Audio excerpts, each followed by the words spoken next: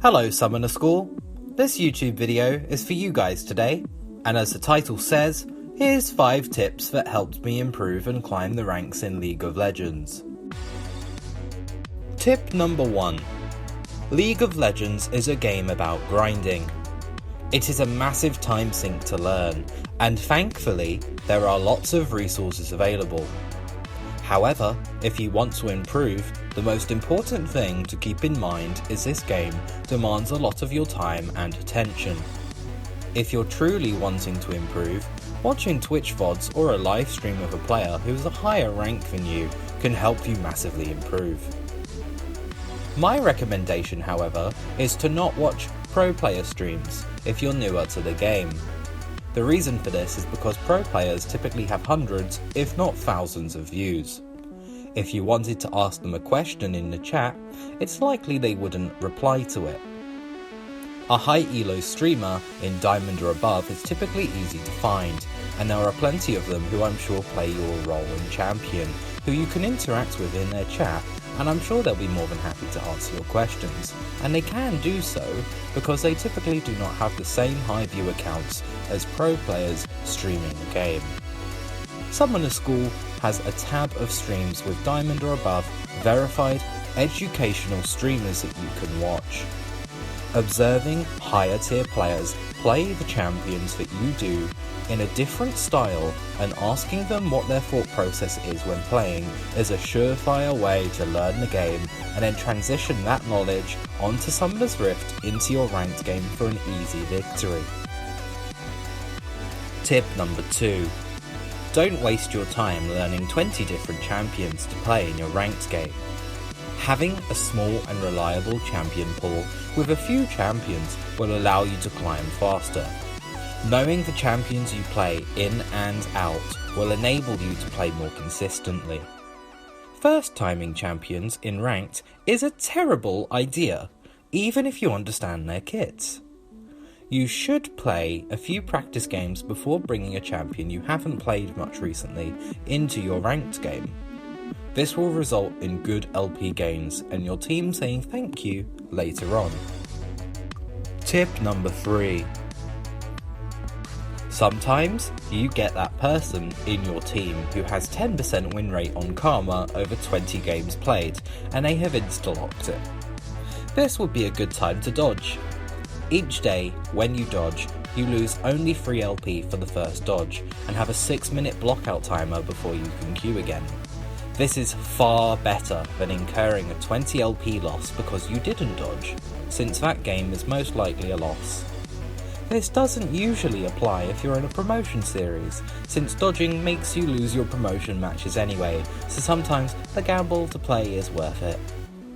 Beyond the first dodge of the day, you will consecutively, for each champion select dodge, have a 10 LP loss and a 30-minute block timer before you can queue again.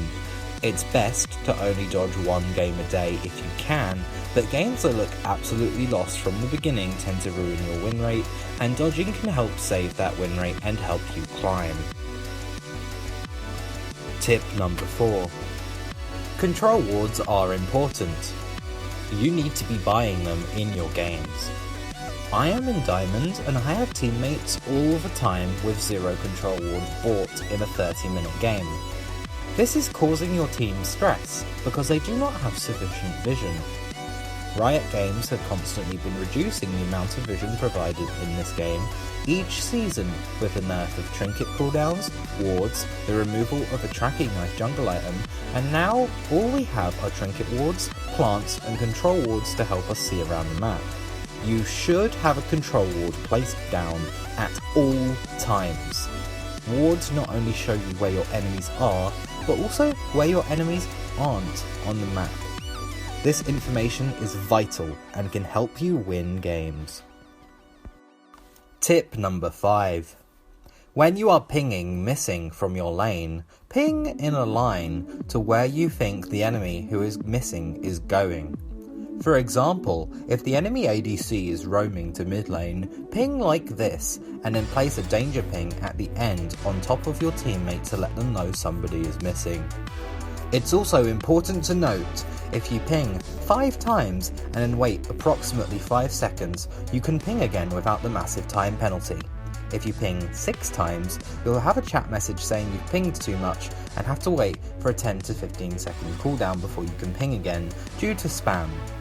When somebody returns to lane, do a regular ping on your lane so people can look at the map and see your laner has returned. Bonus tip. Navigate to your settings and turn on the area is warded ping by linking it to a hotkey. This ping will allow you to tell your teammates where an enemy team has placed a ward.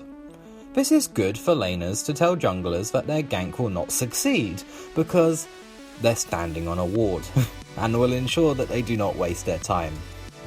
It's tilting to have a jungler sit in a brush for 30 seconds only to realise the brush is warded, and it happens way too often.